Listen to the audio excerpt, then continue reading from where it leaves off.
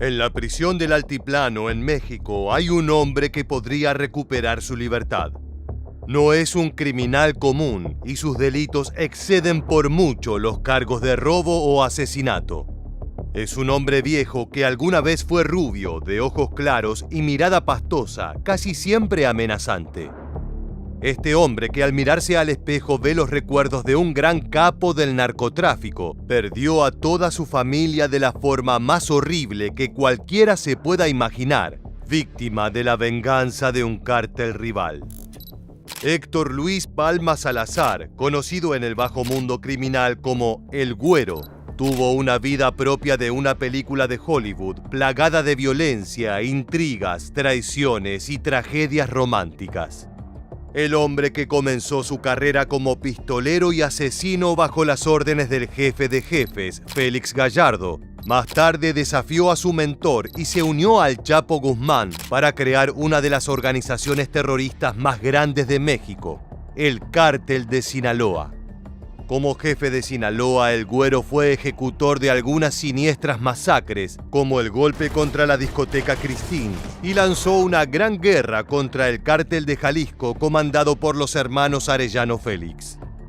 Sin embargo, debido a su traición, el Güero lo perdería todo, primero su familia y luego su libertad.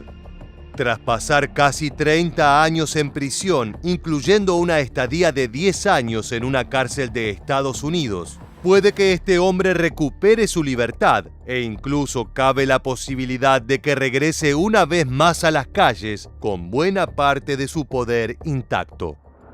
En este nuevo episodio de Militarmente te contaremos todo sobre el poderoso Güero Palma, el cofundador del peligroso Cártel de Sinaloa.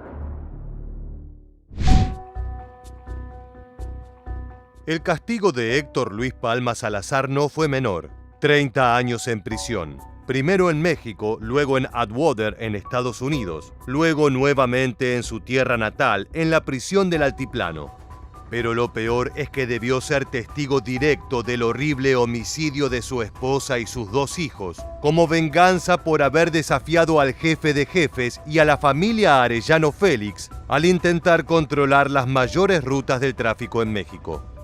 Sin embargo, el calvario del Güero Palma no es el de un hombre inocente que sufre los designios de un destino injusto, sino que se trata de uno de los criminales más grandes en la historia reciente de México, que ha sabido extender el terror y la violencia como líder del Cártel de Sinaloa, organización donde reinó junto al Chapo Guzmán, incluso desde la cárcel. Antes de indagar en los trágicos eventos que han signado la vida de este siniestro narcotraficante, debemos conocer su historia.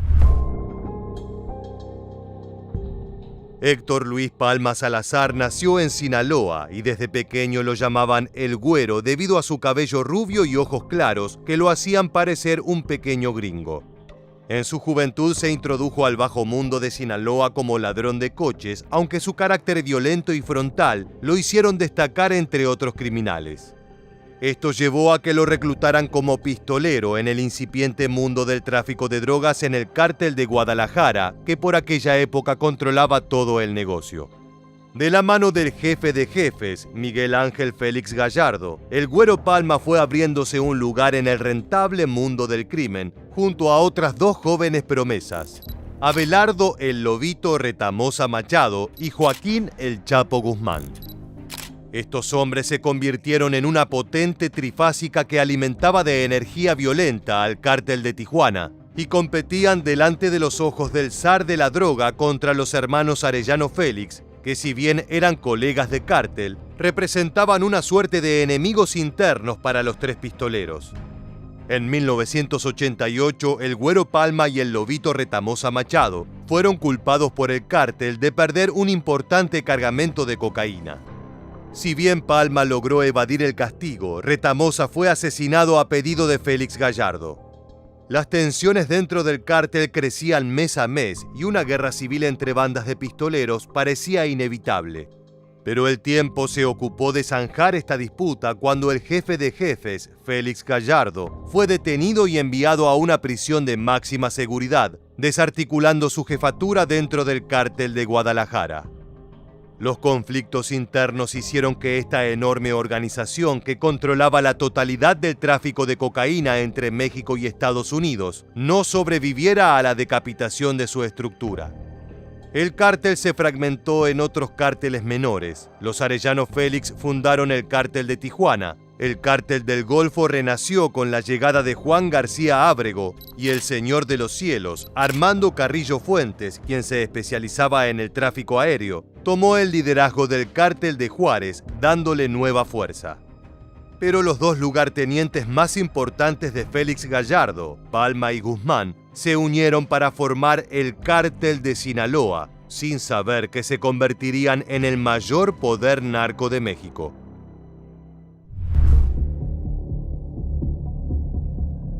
Con la captura de Félix Gallardo, el negocio del narcotráfico se abrió a una gran cantidad de capos que buscaban llenar los zapatos del zar de las drogas.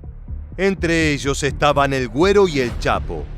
El dúo que se había formado como músculo del cártel de Guadalajara ahora aspiraba a pasar a las grandes ligas y comenzaron a operar con el tránsito de cocaína desde Sinaloa hacia Estados Unidos.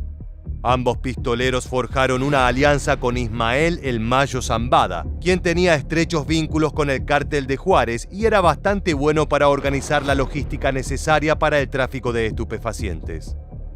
De esta manera, Palma y Guzmán se convirtieron en la cabeza operativa del nuevo cártel de Sinaloa, mientras que El Mayo se ocupaba de la distribución de las drogas.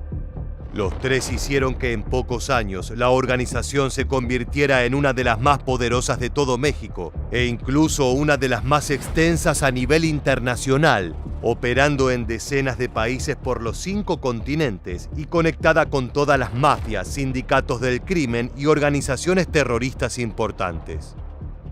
Individualmente, Palma fue responsable del traspaso de miles de toneladas de drogas a través de la frontera con Estados Unidos, y más allá de su importante papel en el cártel de Sinaloa, en 1989 forjó una alianza con el narcotráfico de Venezuela, cuando conoció a un joven criminal venezolano llamado Rafael Enrique Clavel Moreno, quien salía con Minerva, la hermana del Güero. Palma tomó mucha confianza con Clavel y lo integró a su círculo íntimo, sin saber que el venezolano era parte de una siniestra trama de venganza que destruiría su vida para siempre. Cuando el Güero Palma y el Chapo Guzmán crearon el cártel de Sinaloa, ambos sabían que esta decisión no sería gratuita. Mucha gente buscaba sus cabezas, y si bien el Chapo tenía cierta protección por ser el sobrino de Pedro Avilés Pérez, la muerte podía llegar a cualquier instante. Sin embargo, ni estos brutales criminales que estaban acostumbrados a torturar y asesinar a sangre fría, podían imaginar el golpe que Palma estaba por recibir. Félix Gallardo, el jefe de jefes, continuaba corriendo parte del cártel de Guadalajara desde la cárcel, aunque perdiendo poder frente a Sinaloa. Los grandes competidores del Chapo y de Palma eran los hermanos Arellano Félix, quienes ostentaban buena parte del remanente de operaciones de Guadalajara. En este contexto, el Güero abrió las puertas de su hogar a su socio, Rafael Enrique Clavel, sin saber que este hombre no estaba interesado en su hermana. Clavel, que era un galán, sedujo a la esposa del Güero, Guadalupe Lejía, quien ya casi no tenía contacto con su marido. 2 semanas luego de que se conocieran, el venezolano convenció a la mujer de Palma de que dejara a su marido y que se fugaran junto a los 2 hijos del Güero, Natalí de 4 y Héctor de 5 años. Increíblemente, Guadalupe aceptó la propuesta y huyó con Clavel hacia Estados Unidos, llevando a los niños. Pero una vez que hubiera cruzado la frontera, el venezolano obligó a Guadalupe a que retirara $2 millones de una de las cuentas internacionales de Palma, y luego de que la mujer lo hiciera, la asesinó. Clavel decapitó a la mujer, guardó su cabeza en una nevera portátil y se la envió a Palma.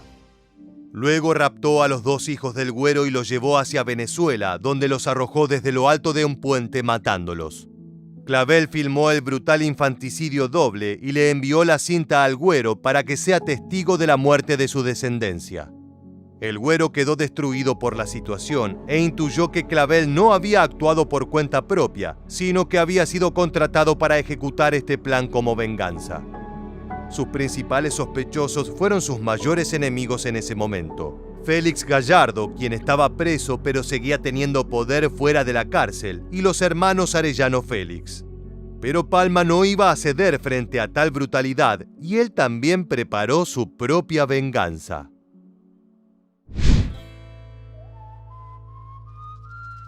Rafael Enrique Clavel fue detenido en Caracas y juzgado por el asesinato de los niños. Un tiempo después sería asesinado dentro de la cárcel a los tiros en un presunto intento de escape que jamás fue aclarado. Además de este asesinato, el Güero decidió lanzar una violenta campaña contra sus rivales, Félix Gallardo y el Cártel de Tijuana, a quienes juzgaba responsables por la muerte de su familia. Así comenzaron una serie de ataques contra distintas personas y establecimientos que operaban para estas organizaciones. Quizás la más recordada sea la masacre de la discoteca Cristín. El Chapo Guzmán no dejó solo a su socio.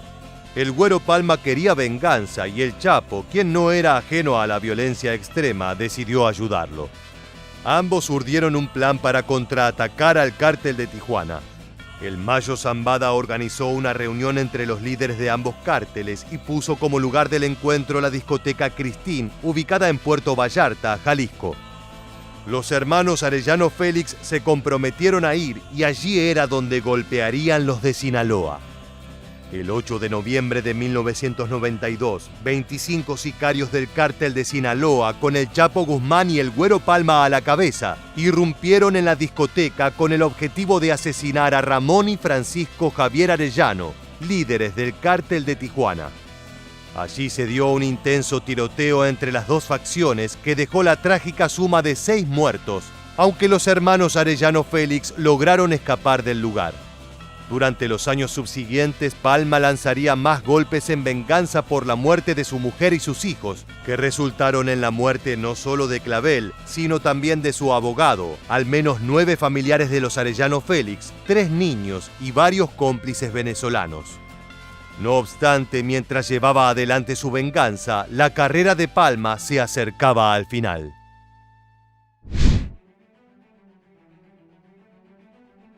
Palma continuó con su rol de capo dentro de Sinaloa, cooperando con el Chapo Guzmán, hasta que en 1995 sufrió un accidente aéreo. El Güero debía asistir a una boda en Guadalajara y como transporte decidió utilizar una avioneta privada. Pero mientras sobrevolaba Nayarit, la avioneta perdió el control y terminó estrellándose contra el terreno.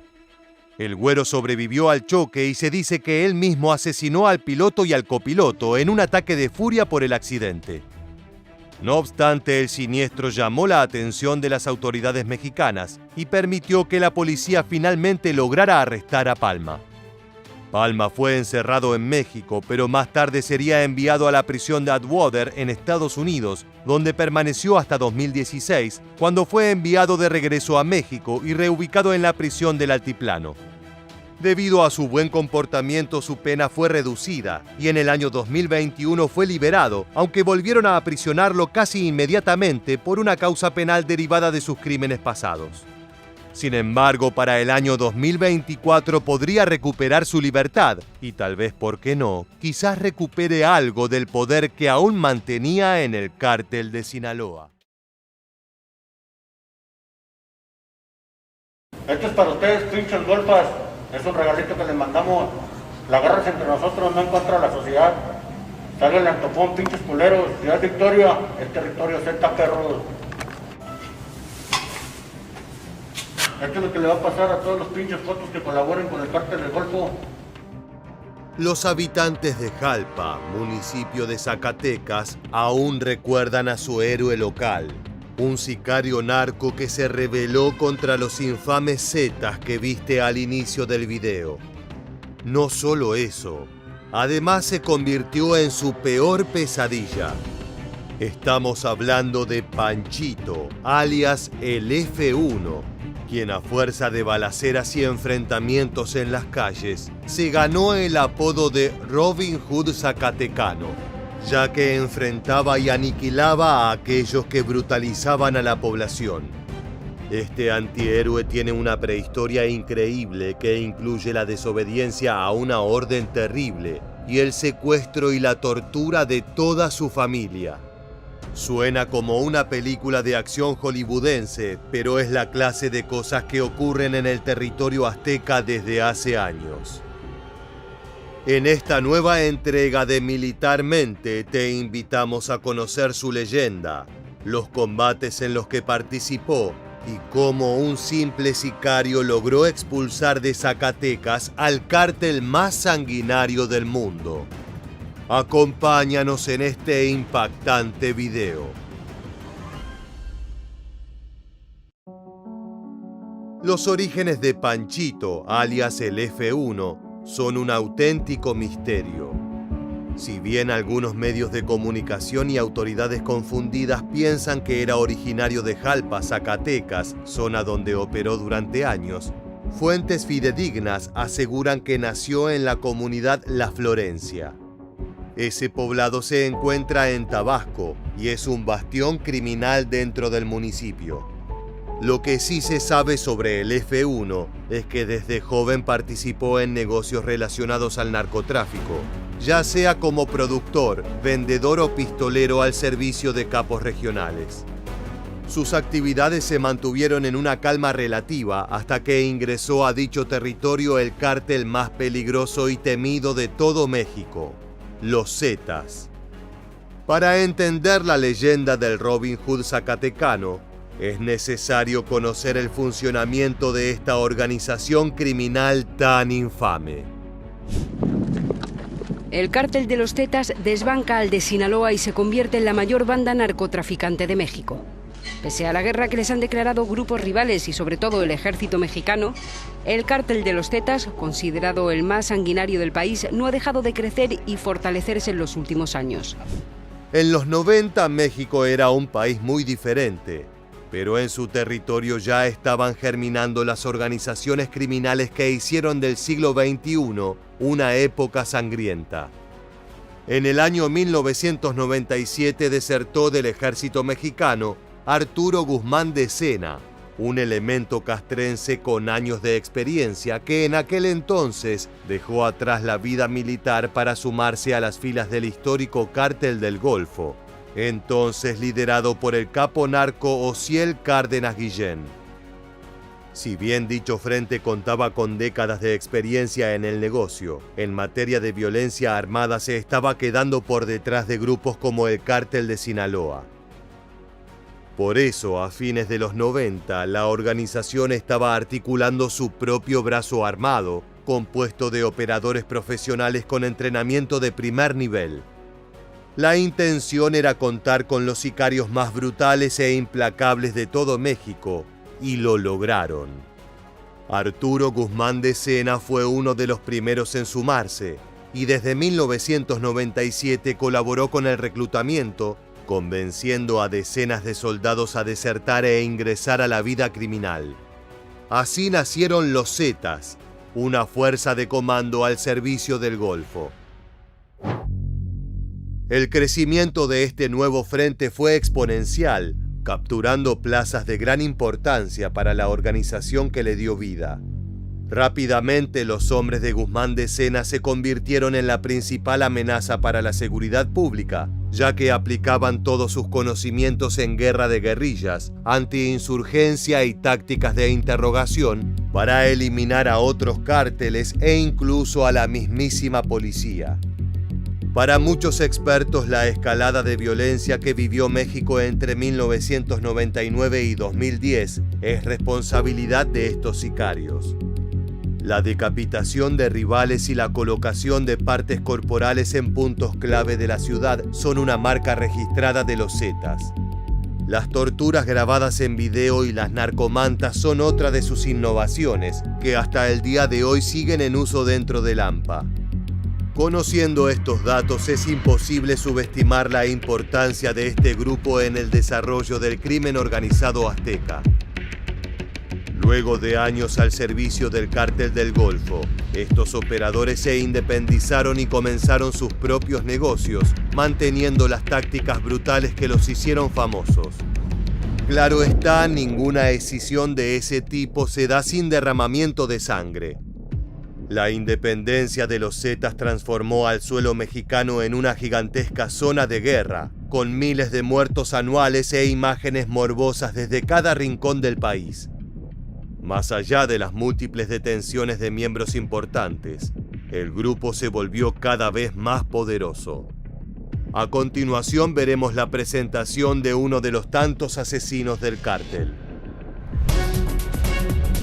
El miembro del cartel mexicano de los Zetas, Enrique Aurelio Elizondo, alias El Árabe, ha confesado haber participado en el asesinato de 75 personas.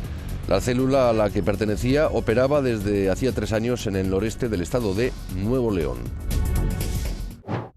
Para que te des una idea del alcance de este grupo, en octubre de 2008 el diario Washington Times informó sobre una advertencia del FBI. Según investigaciones, los Zetas se estaban preparando para enfrentar a las fuerzas policíacas estadounidenses que operaban en el estado de Texas. El boletín informaba que las acciones militares de los delincuentes iban a estar a cargo de Jaime González Durán, alias el Homer, uno de los miembros fundadores. El criminal también era responsable del traslado de drogas ilícitas a Texas a través de diversos pasos fronterizos. Luego de varios meses activo, generando dividendos multimillonarios, González Durán fue capturado el 8 de noviembre de 2008 en la ciudad de Reynosa, Tamaulipas. Durante esta operación, el ejército también aseguró un histórico arsenal, al incautar en una casa de seguridad de los Zetas más de 400 armas de fuego, 500.000 cartuchos y 287 granadas. Como para que puedas imaginar su fuerza, hay ejércitos regulares que no logran alcanzar el poder ofensivo de este cártel. En las épocas de mayor expansión del grupo, cada región conquistada quedaba completamente arrasada por robos, cobros de protección, secuestros extorsivos y tiroteos con las fuerzas de seguridad. Como una plaga bíblica, los sicarios militarizados fundados por Osiel Cárdenas Guillén y de Sena tenían a México en vilo, ganándose el repudio de la población y el odio de sus competidores. Fue durante esa voraz expansión que los Zetas llegaron hasta las zonas más alejadas de Zacatecas, entrando en contacto con el terruño del F1. Volvamos a su historia para completar este mosaico de violencia. Para cuando los Zetas arribaron a su región, hacía tiempo que el criminal zacatecano se dedicaba al trasiego de estupefacientes y a la coordinación de su venta. Pese a sus evidentes aptitudes, no pertenecía a ninguna facción narco de gran alcance, solo colaboraba con el mejor postor. Es por eso que cuando los sicarios Zeta golpearon a su puerta, no tuvo más opción que aceptar sus condiciones y trabajar para ellos sin ningún tipo de quejas. Eran los nuevos dueños de la zona, y cualquier falta de respeto se pagaba con una muerte horrorosa que podía incluir despellejamiento o torturas que se extendían durante varias jornadas. Ten en cuenta que esos sicarios aprendieron sus prácticas en la Escuela de las Américas, el instituto para formar agentes antiinsurgencia establecido por los servicios de inteligencia de Estados Unidos. En otras palabras, recibieron una educación de élite en materia de torturas.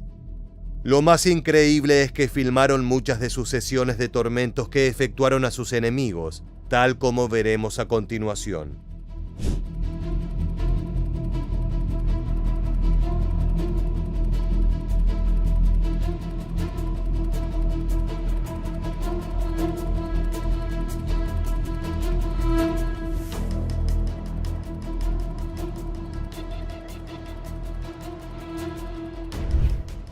No nos atrevemos a mostrarte el desenlace de esa terrorífica escena, pero puedes imaginar cómo culmina.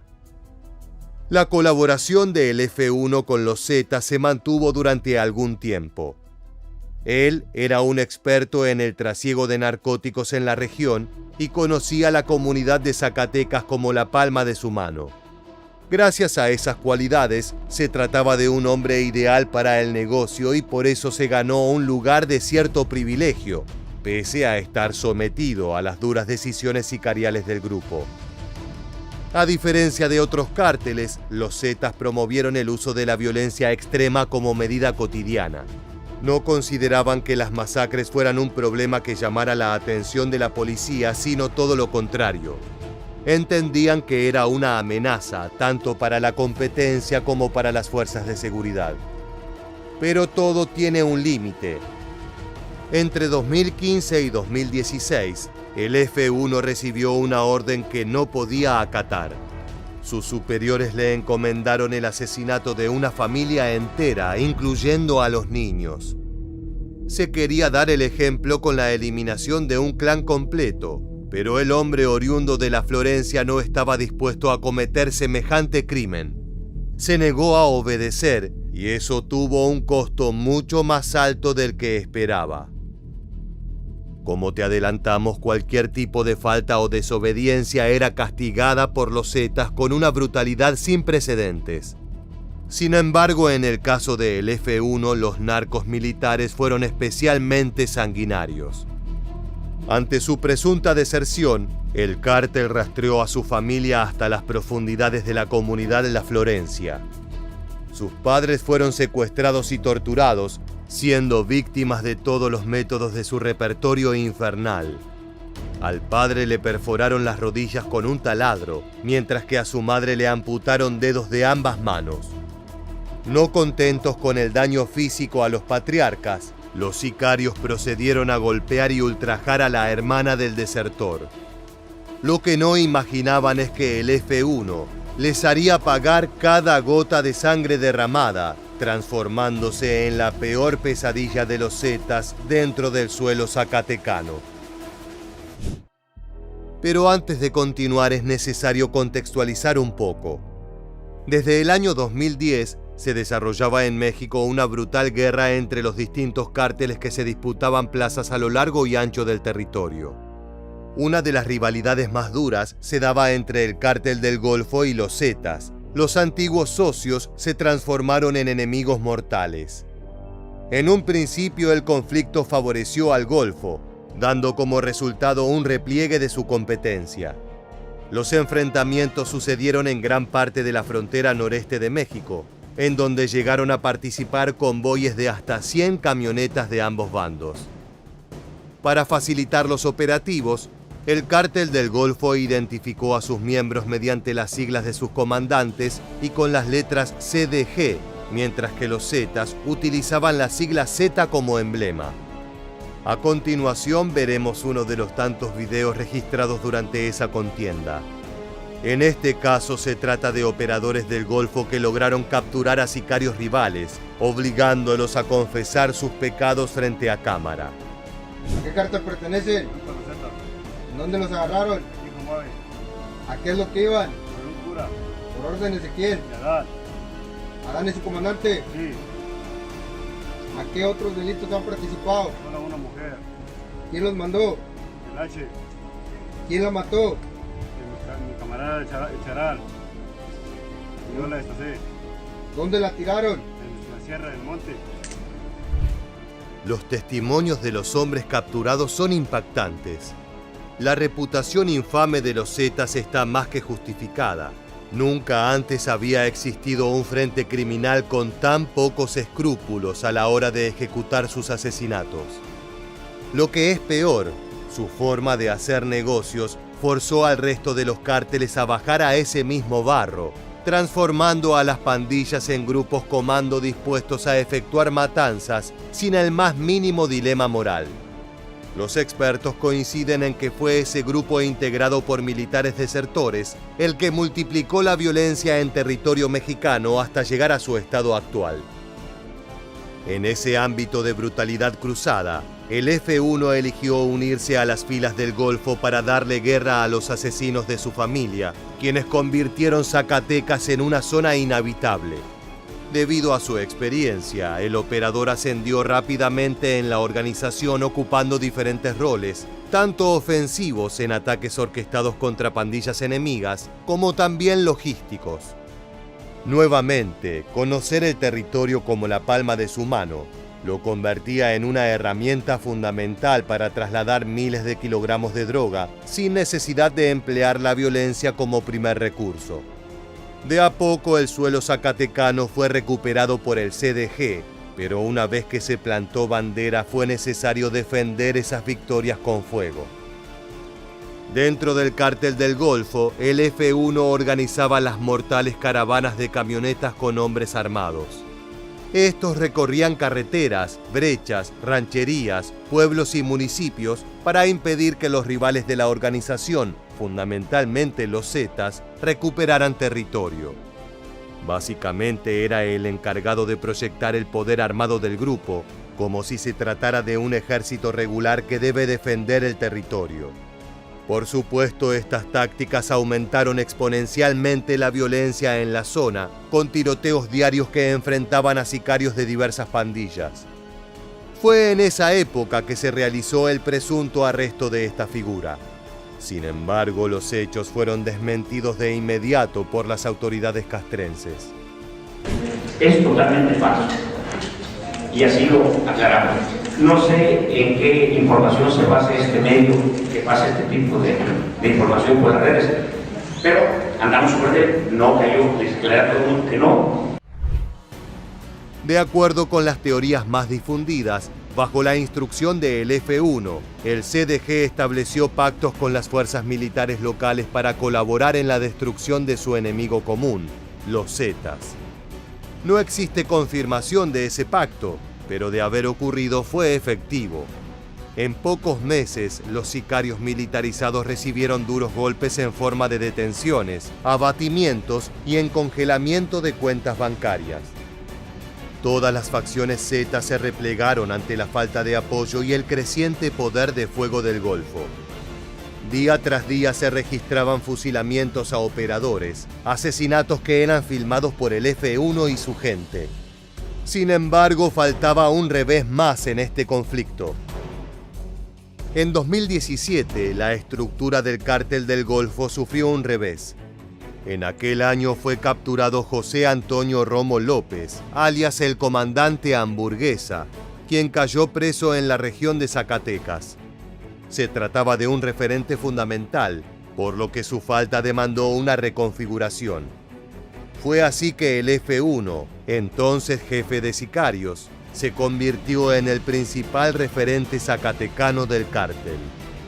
Desde esa posición, intensificó la cacería de enemigos, expulsando de una vez y para siempre a los Zetas de su suelo. Aquellos operadores que se quedaron a combatir fueron eliminados de forma brutal por los soldados del Golfo. Pese a ser un narco ampliamente buscado por las autoridades, lo cierto es que entre los habitantes de municipios como Jalpa, Tabasco y Zacatecas, el F1 es muy querido y respetado. El motivo es que para la población, él fue el encargado de expulsar a los Zetas de las comunidades, lo que no es un dato menor. Ese cártel era responsable de gran parte de los asesinatos, secuestros, torturas y mutilaciones que convirtieron a la zona en un punto caliente de México. Su derrota frente a los sicarios del F1 fue celebrada por la gente de a pie, por lo que el capo del Golfo es considerado un héroe, o como te indicamos previamente, todo un Robin Hood zacatecano. Su reputación es tal que le han compuesto canciones, principalmente narcocorridos, que relatan aquella desobediencia ante la oscura orden de fusilar a toda una familia. En esas letras también se narran sus aventuras como operador del CDG para eliminar a los Zetas que tanto daño le causaron. La historia de este hombre supera a cualquier ficción. El comisionado general de la Policía Federal, Manelich Castilla Cravioto, anunció la detención en Nayarit de Francisco Noé González, alias el F1 o el Panchito, a quien se le considera encargado de la producción y distribución de droga en el sureste de Zacatecas. Este sujeto era considerado una de las detenciones prioritarias del gobierno del estado, ya que es el supuesto líder de unos grupos del crimen organizado con mayor presencia en el estado. Las aventuras del F1 llegaron a su fin en diciembre de 2017, cuando fue detenido por elementos de las fuerzas federales en Nayarit mediante un operativo especial. En aquel entonces el sujeto era considerado como el enemigo público número 1 de Zacatecas. Como te adelantamos, Panchito lideraba la célula del CDG que operaba en la zona serrana y Aguascalientes, de acuerdo con los reportes dados a conocer por las autoridades federales. Sobre su captura se informó que fue posible gracias a la colaboración interinstitucional entre la Secretaría de la Defensa Nacional, la Procuraduría General de la República y la Comisión Nacional de Seguridad a través de la Policía Federal. La detención de Francisco Noé se logró después de un intenso trabajo de inteligencia, con el que se logró precisar su identidad y establecer su zona de movilidad y acción en un inmueble ubicado en el municipio de Bahía de Banderas, Nayarit. Desgraciadamente, al año 2024 la violencia en suelo zacatecano no ha bajado. Para brindarte un ejemplo cercano a la época de los hechos narrados, de enero a abril de 2017 en Zacatecas se contabilizaron 191 asesinatos. En esos 4 meses se superó ampliamente el registro de 128 muertes del año 2014. El aumento exponencial de balaceras mortales continúa hasta el presente. Más allá de figuras interesantes y legendarias como el F1, lo cierto es que el narcotráfico convierte a regiones apacibles en auténticos infiernos. Ante la falta de respuestas de las autoridades, los ciudadanos deben depositar sus esperanzas en delincuentes con algún grado de moralidad para purgar a los elementos más oscuros del crimen organizado. Suena increíble, pero en muchos casos son los cárteles quienes expulsan a secuestradores, violadores y asesinos de las poblaciones. Claro, eso al costo de transformar el territorio en un enclave del transporte de narcóticos.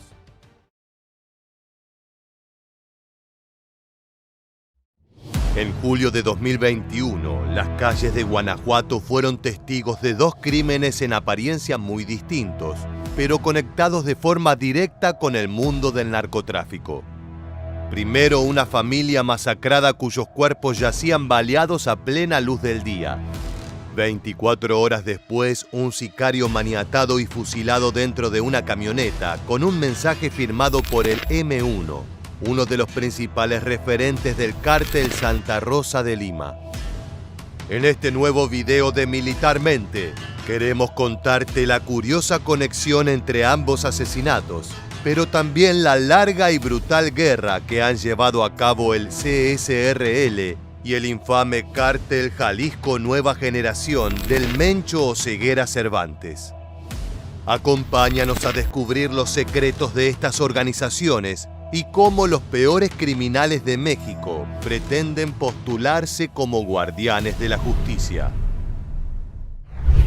El 27 de julio de 2021, alrededor de las 7:30 de la mañana, los vecinos de Guanajuato despertaron con una imagen horripilante, pero que día a día se hace más común en territorio mexicano. En la colonia Jardines apareció el cadáver de un hombre con las manos atadas y una bolsa en su cabeza, un procedimiento típicamente narco.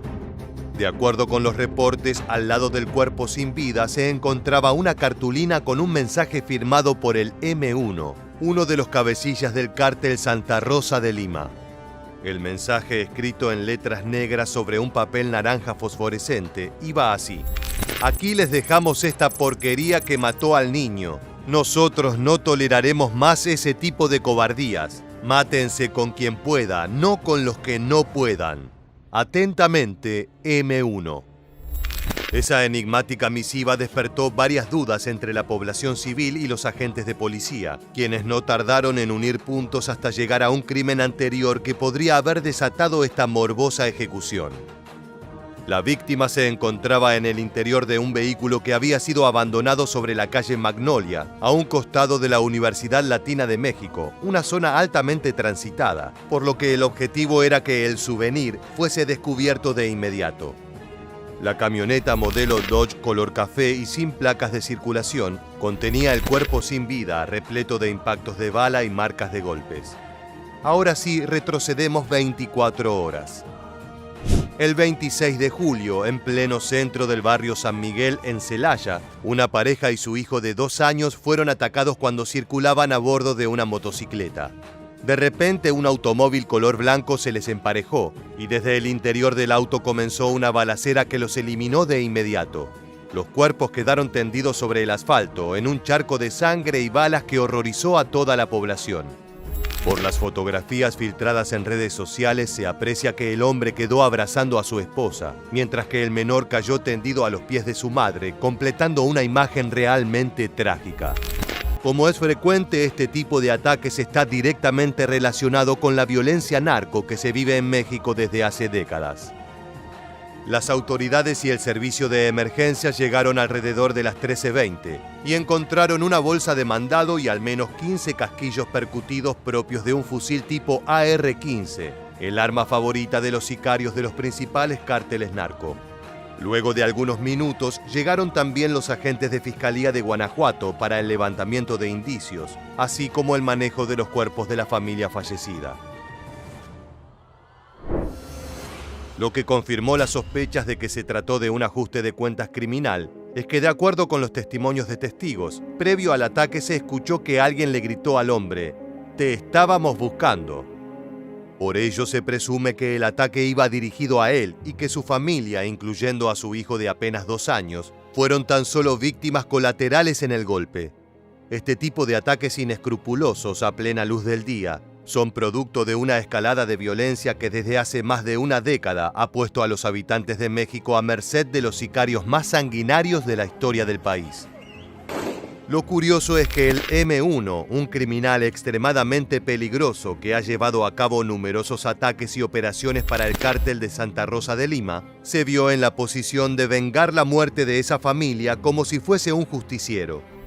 El sicario que apareció muerto al día siguiente fue tanto un mensaje para sus rivales como para la sociedad. Los criminales suelen postularse a sí mismos como protectores de sus comunidades, como meros empresarios que velan por la seguridad del hombre a pie, siempre y cuando puedan llevar a cabo sus negocios. Es por eso que se han visto imágenes de sicarios del CJNG repartiendo regalos de Navidad o de los principales líderes de los caballeros templarios hablando frente a cientos de vecinos, como si se tratara de políticos en plena campaña. Pero ahora que conocemos lo ocurrido en esos 2 días de julio, creemos necesario ahondar un poco más en la historia del cártel Santa Rosa de Lima y su rivalidad con los Hombres de Jalisco. El nombre del cártel Santa Rosa de Lima hace referencia a la localidad del municipio de Villagrán, desde la cual el grupo delincuencial extendió sus tentáculos criminales. En ese lugar, en el año 2014, nació el cártel, para luego también tener presencia en partes colindantes del estado, como Querétaro y Michoacán. Su repertorio de ilegalidad es variado y no solo incluye el narcotráfico, sino que también se desarrolla el robo de combustible, la extorsión a pequeños y medianos empresarios y el secuestro extorsivo. Al igual que muchos otros grupos criminales mexicanos, su principal enemigo en cuestiones territoriales es el cártel Jalisco Nueva Generación, con el cual ha sostenido una sangrienta guerra cuyas principales víctimas han sido los habitantes de la región. Este es el punto de vista de un sicario del cártel Santa Rosa de Lima, que en 2018 participó de un ataque comando a una vulcanizadora que aparentemente colaboraba con el cártel de Jalisco. Los hombres limeños publicaron este material capturado por las cámaras en los cascos de los asesinos, demostrando la impunidad con la que logran operar. Para todos los de la nueva, así les vamos a dejar todas sus pensiones. Nosotros sí reventamos casas. Incluso emplean una camioneta para tirar abajo la puerta del establecimiento antes de ingresar a eliminar a sus habitantes. Ambos frentes delincuenciales se enfrentan no solo para extender su dominio territorial en Guanajuato, sino también para controlar la venta de cristal, lo que se volvió una atractiva fuente de ingresos que podría darles una ventaja crucial sobre sus adversarios. Este enfrentamiento pasó a conocerse como la Guerra del Jale Azul versus el Jale Blanco, ya que cada organización marcaba distancia pintando su producto con un color particular. En este caso, el CSRL vendía el narcótico color azul, mientras que los Hombres de Jalisco comerciaban el producto color blanco. Una de las razones principales del marcaje es asegurar que los narcomenudistas afiliados a sus organizaciones venden la droga distribuida por ellos en los poblados, colonias y ciudades que se encuentran bajo su respectivo control. ¿Qué pasa si no respetas el color que te corresponde comercial? Esperamos que esta foto sea respuesta suficiente. Uno de los años de mayor violencia fue el 2017, cuando el cártel Santa Rosa de Lima publicó a través de redes sociales una serie de videos haciendo gala de armamento militar, incluyendo el mítico fusil de asalto FX-05, un arma diseñada especialmente por el ejército mexicano para sus soldados. En ese material, los sicarios de Lima amenazaban y retaban al CJNG y demás organizaciones criminales que operaban en Guanajuato, invitándolos a guerrear por el territorio. El siguiente comunicado es para informar la posición del cártel Santa Rosa de Lima ante lo acontecido en días pasados y ante el video difundido por el cártel Jalisco Nueva Generación, donde se pronuncian como victoriosos ante algo que no ha pasado y no pasará. Guanajuato sigue siendo cártel Santa Rosa de Lima. Todas nuestras células, como las que aquí ven, seguimos y seguiremos trabajando en todo el estado de Guanajuato. No permitiremos el asentamiento del cártel Jalisco Nueva Generación en ningún municipio del estado. Y de todos los cárteles de México, ustedes son el peor. De todos los cárteles de México, ustedes son el peor, afirmaba el sicario. Ciertamente los resultados de este tipo de amenazas fueron inmediatos y brutales. Los reportes expusieron que en México se cometieron 28.816 homicidios durante 2018, lo que significó un incremento del 15% en comparación con el año anterior. Los imperios narco estaban en guerra y uno de los principales combatientes era el cártel Santa Rosa de Lima. La situación se agravó incluso más luego de un operativo realizado el 3 de marzo de 2019, cuando las autoridades de Guanajuato, apoyadas por fuerzas federales, llevaron a cabo el operativo Golpe de Timón, en el cual se detuvieron a 42 integrantes del cártel, además de recuperar 100 vehículos y algunos inmuebles. Fue un impacto letal que debilitó muchísimo a la organización, pero lo que siguió fue una escalada de tiroteos en búsqueda de recuperar las plazas perdidas ante rivales. Lo que estás viendo son imágenes tomadas la noche en que se capturó a José Antonio Yepes Ortiz, alias El Marro, uno de los líderes históricos del Frente Criminal. Las autoridades estimaron que este golpe, así como la detención de sus subalternos, debilitaron al cártel Santa Rosa de Lima, por lo que la parte restante se vio obligada a realizar pactos efímeros con el CJNG para sobrevivir. Las pequeñas treguas de un mes de duración sirvieron para poder reorganizarse y reclutar nuevos sicarios a sus filas en los primeros meses de 2020. A El Marro lo sucedió el antes mencionado M1, originario de Ciudad de México y responsable de al menos 50 eventos delictivos anuales desde su ascenso como principal figura del CSRL. Sin embargo, en octubre de 2021, este criminal también fue capturado, provocando un nuevo revuelo en su agrupación. Pese a los constantes golpes a su estructura sicarial y financiera, este cártel se niega a morir y continúa guerreando en las calles de México, pese a no contar con el poder que tenía entre 2017 y 2019. Lo increíble es que pese a ese supuesto golpe altruista para vengar al infante y su madre, en agosto de ese mismo año los sicarios del CSRL, comandados por el M1, llevaron a cabo un crimen similar que dejó tras de sí una multitud de casas destruidas. El 20 de agosto de 2021, los soldados de esa organización desataron el terror con disparos y lanzamiento de granadas en viviendas de Celaya, Guanajuato. Un comando de al menos 4 vehículos repletos de civiles armados arribaron a una vivienda particular en la calle Albino García, donde golpearon la entrada e ingresaron a la fuerza. Dentro, ejecutaron a una mujer.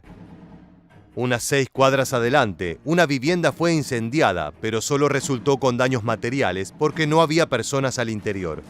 Cerca de allí, otro domicilio quedó marcado con impactos de armas de fuego, pero este lugar igual estaba deshabitado. Como firma de autor de ese infierno, se colocó una narcomanta amenazando a autoridades y agrupaciones rivales. Aquí andamos y no nos vamos. Los combates entre cárteles se asemejan demasiado a las guerras entre ejércitos regulares, empleando armas de grueso calibre e incluso material explosivo. El problema es que las verdaderas víctimas y rehenes de ese fuego cruzado son los vecinos de las regiones en disputa. Día a día, cientos de mexicanos fallecen en las calles, ya sea a manos de sicarios de Jalisco o de Santa Rosa de Lima. El resultado es igual de trágico en cada ocasión.